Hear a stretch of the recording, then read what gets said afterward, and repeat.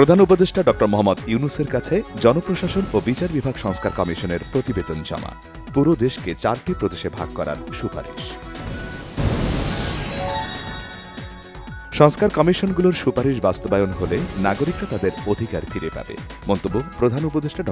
মোহাম্মদ ইউনূসের। সংস্কার বিষয়টি কোনো ষড়যন্ত্র কিনা প্রশ্ন বিএনপির ভারপ্রাপ্ত চেয়ারম্যান তারেক রহমানের। বললেন, সংস্কারের কথা বলে সব প্রক্রিয়া দীর্ঘায়িত করা হচ্ছে। গণ অভ্যুত্থানের 6 মাস আজ।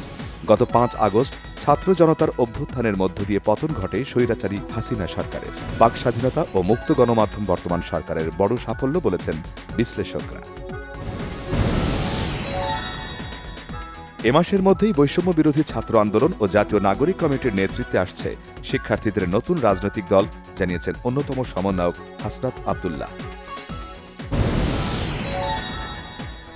শেখ হাসিনা ভারতে বসে কোনো রাজনৈতিক বক্তব্য কিংবা কর্মসূচি দিলে এর দায় দেশটির সরকারকে নিতে হবে, বলেছেন তথ্য ও সম্প্রচার উপদেষ্টা নাহিদ ইসলাম। বিএনপির স্থায়ী কমিটির সদস্য সালাউদ্দিন আহমেদ অভিযোগ করেছেন, উপদেষ্টা পরিষদ ও প্রশাসনে এখনও স্বৈরাচারের দোসররা। সরকার কিভাবে সফল হবে?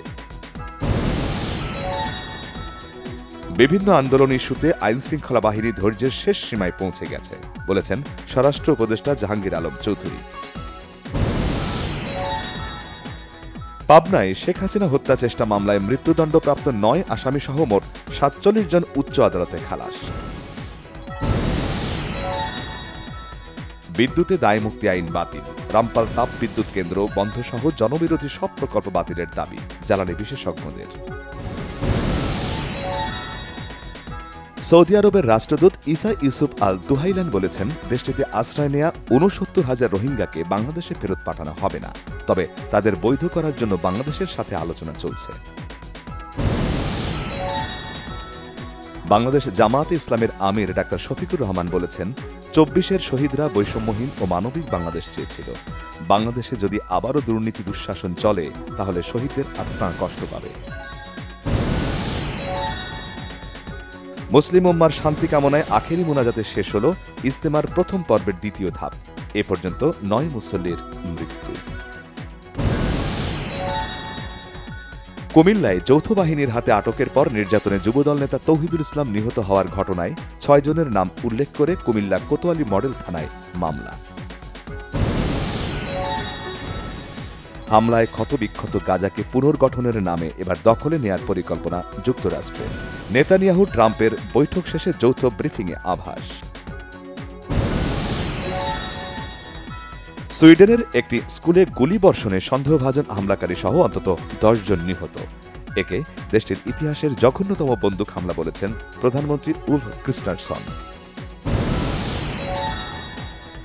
কোনো সমঝোতা নয়, সাবিনা সঞ্জিদা সহ 18 ফুটবলার থাকলে কোচিং করাবেন না, ঘোষণা ব্রিটিশ কোচ পিটার বাটলারের।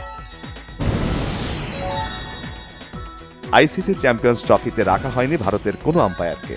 19 ফেব্রুয়ারি থেকে শুরু হয়ে 9 মার্চ পর্যন্ত এই টুর্নামেন্টে বাংলাদেশ থেকে ম্যাচ পরিচালনার দায়িত্ব পেয়েছেন শরফুদ্দৌল্লাহ ইবনে শহীদ সৈকত। অরুণ চৌধুরীর জলে জলে তারা সিনেমায় সার্কাস কন্যা হয়ে বড় পর্দায় আসছেন রাফিয়াদ রশিদ মিথিলা। ভালোবাসা দিবস উপলক্ষে 14 ফেব্রুয়ারি প্রেক্ষাগৃহে মুক্তি পাবে সিনেমাটি। বলিউডে কাস্টিং কাউচ অনেক অভিনয় শিল্পী কথা বললেও এবার ভারতের অন্যান্য সিনেমা ইন্ডাস্ট্রিতেও এর প্রতিধ্বনি মিলছে।